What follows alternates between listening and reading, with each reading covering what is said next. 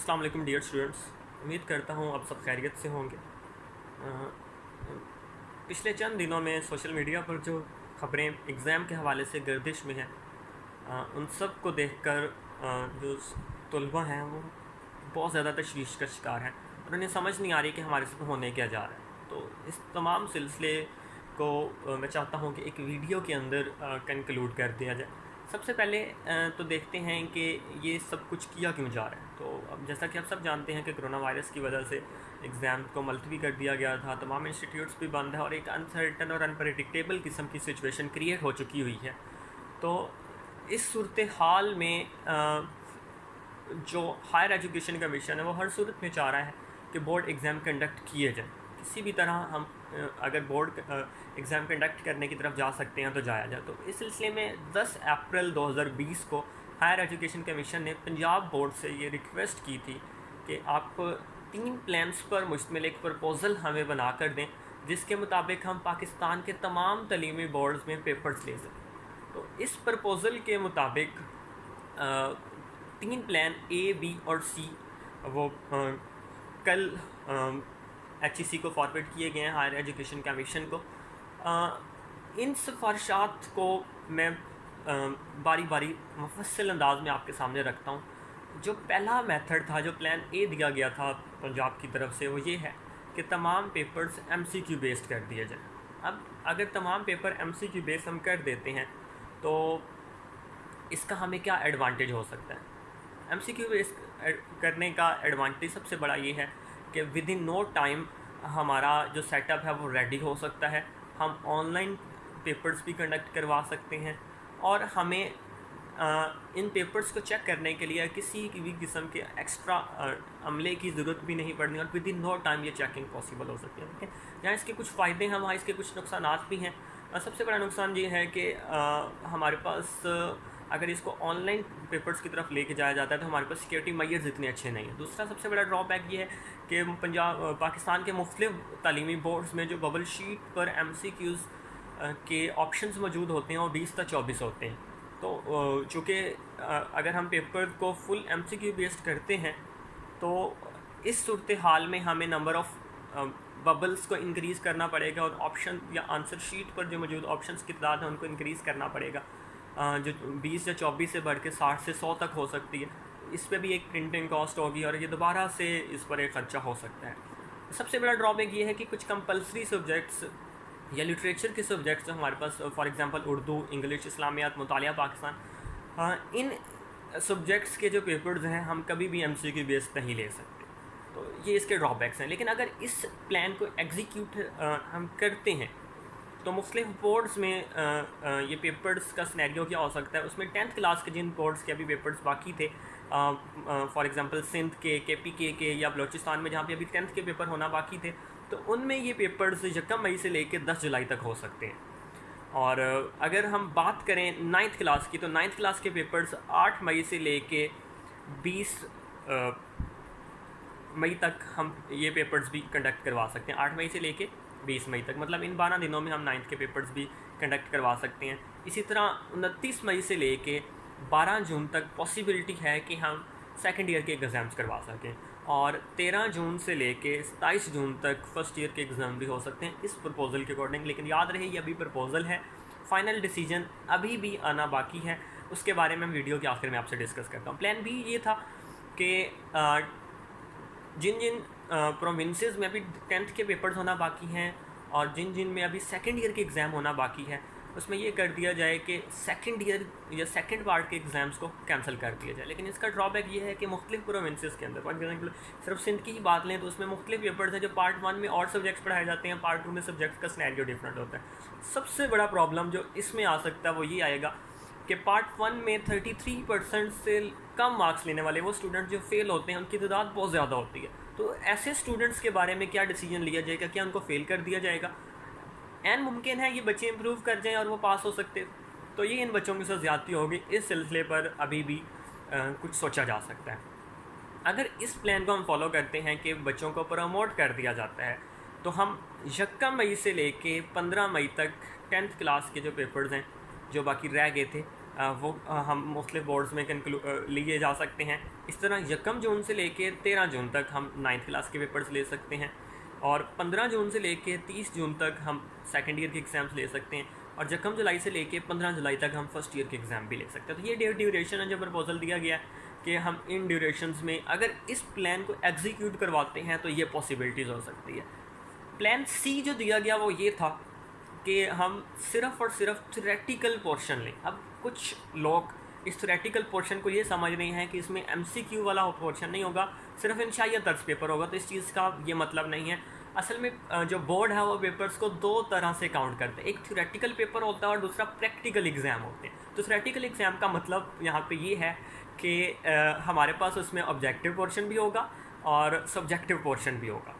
तो अगर हम सिर्फ थ्योरेटिकल एग्ज़ाम की तरफ जाते हैं तो इसमें ये होगा कि हमें पेपर्स को थोड़ा सा डिले करना पड़ेगा। अगर सिचुएशन थोड़ी सी कंट्रोल में हो जाती है तो इसके मुताबिक हम 1 जून से 15 जून तक सबसे पहले सेकंड ईयर के पेपर्स लेंगे। उसके बाद 1 जून से लेकर 1 जून से लेकर 30 अगस्त तक जो मैट्रिक की चेकिंग है हम वो भी कर सकते हैं। इसी तरह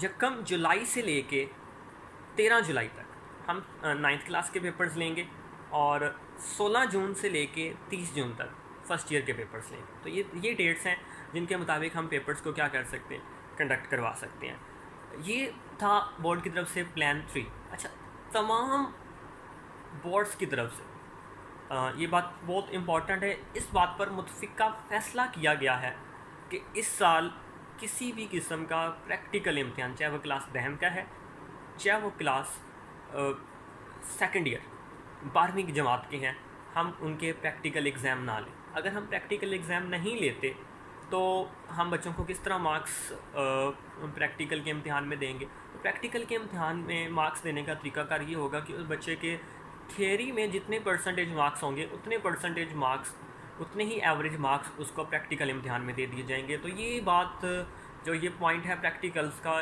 इसके बारे में 100% ये कहा जा सकता है कि इस साल किसी किस्म के प्रैक्टिकल्स नहीं होने। तो मेरे तमाम तलबा जो 10वीं क्लास में हैं उनको मैं सजेस्ट भी करूँगा कि आप नई क्लास के लिए अपनी तैयारियां शुरू कर दें, और प्रैक्टिकल्स के बारे में जो भी हतमी फ़ैसला होगा वो वैसे तो चंद दिनों में आ जाएगा, लेकिन अभी तक जो गालिब इम्कान है वो यही है कि इस साल किसी किस्म का प्रैक्टिकल इम्तिहान नहीं लिया जाएगा।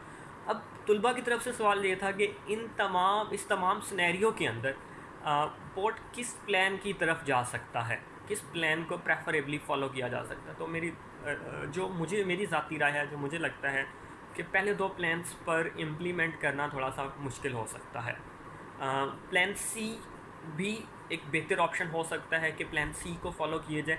एक 4th ऑप्शन की तरफ भी हम जा सकते हैं। वो 4th ऑप्शन ये हो सकता है कि इस साल नहम और फर्स्ट ईयर के पेपर ना लिए जाएं, अगले साल इन दोनों क्लासेस का कंबाइंड एग्ज़ाम ले लिया जाए, इन दोनों के इकट्ठे पेपर्स ले लिए जाएं, और जो क्लास दहम जिन बोर्ड्स में अभी उनके पेपर्स बाकी हैं और सेकंड ईयर, इनके पेपर्स को कुछ डिले कर दिया जाए, लेकिन इनके पेपर्स ज़रूर लिए जाए। तो एक ऑप्शन ये भी हो सकता है। लेकिन इस सब का जो डिसीजन होगा मैं क्लियर कर देना चाहता हूँ तमाम तलबा पे, इन प्लान में से कोई भी फॉलो हो सकता है या इसके अलावा भी कोई चीज़ फॉलो हो सकती है, लेकिन 20 से 25 अप्रैल तक ये एक फ़ाइनल डिसीजन इसके बारे में ले लिया जाएगा। तो तमाम तलबा अभी अपनी तैयारी पर फोकस करें, मुकम्मल तैयारी करें, किसी किस्म की परेशानी, किसी किस्म का पैनिक होने की ज़रूरत नहीं है, किसी किस्म की टेंशन लेने की ज़रूरत नहीं है। तमाम उस्ताज़ा की, आपके पेरेंट्स की दुआएं, उनकी मेहनत, आपकी अपनी मेहनत आप लोगों के साथ मौजूद है। आप लोगों ने साल भर मेहनत की है, तो अल्लाह ताला कभी भी मेहनत को ज़ाया नहीं किया करता। तो इस बात पर यकीन रखना है कि अल्लाह ताला हमें ज़रूर इसका फल देगा। और अगर आप इस सिचुएशन में थोड़ा सा भी घबरा गए तो ये आप लोगों के लिए थोड़ा सा मुश्किल हो सकता है। तो इन ख़बरों से बालातर होकर आप अपनी तैयारी के ऊपर फोकस करें। बहुत जल्द तमाम बोर्ड्स और हायर एजुकेशन कमीशन भी ऑफिशियली अनाउंस कर देगा कि हम किस प्लान की तरफ जा रहे हैं, और पेपर्स का डिसीजन ज़्यादा से ज़्यादा भी अगर डिले किया गया तो 25 अप्रैल तक ये डिसीजन आप लोगों के सामने होगा कि क्या डिसीजन लिया जा रहा है। 20 से 25 अप्रैल जो हो सकता है, इस ड्यूरेशन में किसी भी तारीख में फ़ैसला आ जाएगा। वो भी आप लोगों को हमारे फेसबुक पेजेस की मदद से या ऑफिशियल वेबसाइट्स की मदद से, या बोर्ड बाकायदा तौर पे आपको SMS करेगा, बोर्ड की वेबसाइट्स पर भी ये आ जाएगा। तो इन तमाम ख़बरों में परेशान होने की ज़रूरत नहीं है। आप लोग रिलैक्स रहें, अपने पेपर्स पर फोकस करें, अल्लाह ताला के करीब हो जाएं, अल्लाह ताला से कनेक्शन अपना बनाएं। आपको घरों में रहने का मौका मिला है तो अपने पेरेंट्स की खिदमत करें, उनकी दुआएं लें, अपने टीचर्स के साथ कांटेक्ट में रहें, और जितनी मुमकिन तैयारी हो सकती है, आपको एक एक्स्ट्रा टाइम मिला है, इस एक्स्ट्रा टाइम में उनकी तैयारी करें। और आपके इर्द गिर्द जो भी ज़रूरतमंद लोग हैं उनका ख्याल रखिए। इस पाकिस्तान की कदर कीजिए। ये पाकिस्तान हमें एक तोहफे में मिला है, ये एक अल्लाह ताला का मुआज़ा है। हमने जो भी करना है इस मुल्क के लिए करना है, इस मुल्क की फ़लाह के लिए, इस मुल्क की तरक्की के लिए करना है। मैं आपके इर्द गिर्द लोग, आइए मिलकर एक कैंपेन चलाते हैं कि हम हमेशा पॉजिटिविटी फैलाएंगे और इस मुल्क के लिए कुछ ना कुछ करके जाएंगे। चाहे हम एक तिनका ही सही, एक स्माइल ही सही किसी को दे सकते हैं, वो देंगे। ये इंसानियों का सफ़र हमने मिलकर चलाना है, हम मिलकर ही लीड करेंगे, क्योंकि आप और मैं ही लीडिंग रोल में मौजूद हैं। हमने लीड करना है इस जनरेशन को। तमाम टीचर से मेरी रिक्वेस्ट है कि वो स्टूडेंट्स में पैनिक प्रोड्यूस ना करें। तमाम इंस्टीट्यूट से मेरी रिक्वेस्ट है कि वो अपने स्टूडेंट को रिलैक्सेशन दें। वो वीडियो लेक्चर्स की सूरत में है, किसी भी सूरत में है, उनको कंफर्ट जोन के अंदर लेके आएँ, उनके दादरसी करें, उनमें किसी किस्म का पैनिक जनरेट ना करें, और इसकी ज़रूरत भी नहीं है। और तमाम तुलबा भी किसी किस्म का परेशान होने की ज़रूरत नहीं है। हमारी पूरी टीम, आपके टीचर्स, आपके पेरेंट्स, आप सबके लिए दुआ गो हैं। तो ये तमाम दुआएं एक दिन रंग लाएंगी, और मुझे यकीन है कि ये बहुत जल्द हम इस वबा से भी छुटकारा पा लेंगे, और इस चमन की फ़ज़ाएँ फिर महकेंगी हमारी सदाओं से, हमारे कहकहों से, और हमारे नारे तकबीर के नारों से। इंशाल्लाह पाकिस्तान फिर से मुस्कराएगा। मुझे दुआ में याद रखिएगा, अपने इर्द गिर्द के लोगों का ख्याल रखिएगा, और इस एक अहद कर लीजिए कि इस पाकिस्तान के लिए हमने कुछ करना है, और हम कुछ ना कुछ करके जाएंगे। आप सब लोगों का बहुत बहुत शुक्रिया। अल्लाह हाफ़िज़।